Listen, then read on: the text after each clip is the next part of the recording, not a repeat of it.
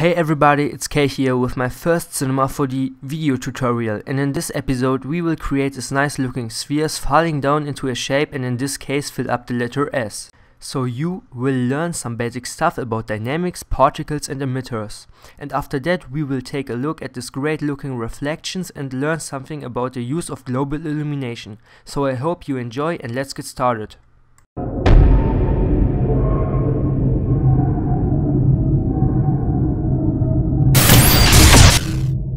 Go to your render settings and select ambient occlusion and global illumination. Change the GI mode to IR plus QMC.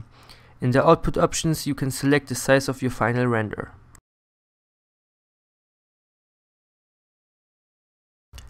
Go to MoGraph, MoText and change the depth to about 44. Type in your letters and change the font to Gill Sans MT. Select bold in the font type menu.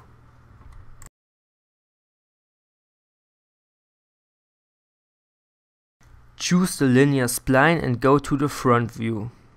After you created this kind of spline, select the chamfer tool and smooth the edge of the corner.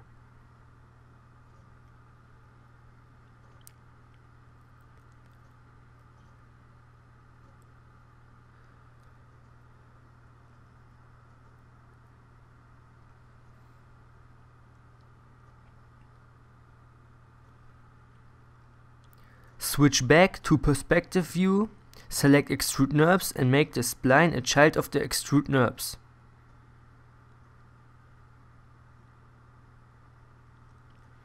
Increase the extrusion and make it editable by hitting the C key on your keyboard.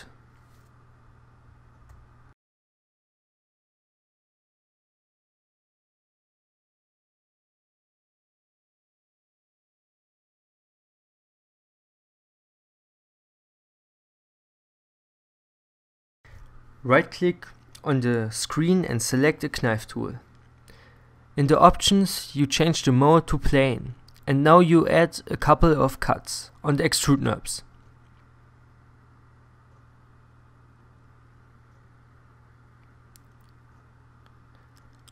And finally drop it into a hyper NURBS.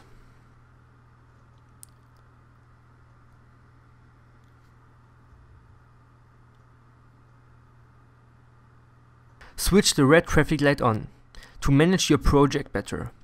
Hit the R button on your keyboard to rotate your text in the right position and create a transparent material so you can better calculate the position of your emitters.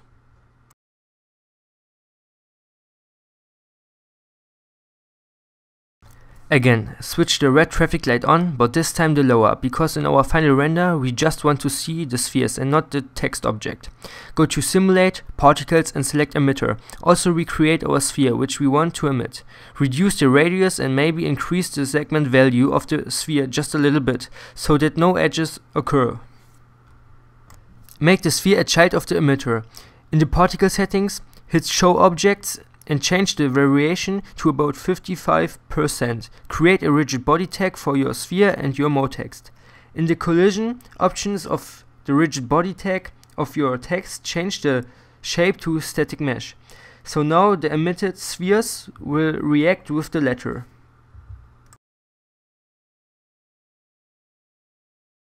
So place the emitter in the interior of the letter. Remember, hit the E key to move your objects, the R key to rotate it, and the T key to transform the object.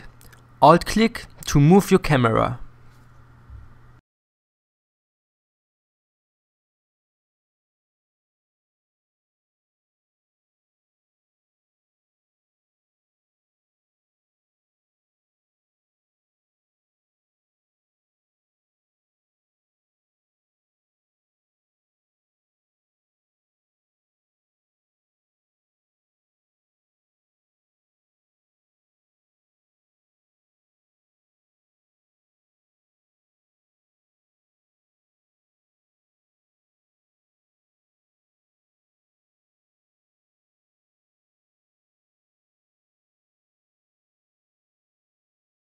With the emitter selected, hold Ctrl click and drag it down to create a copy.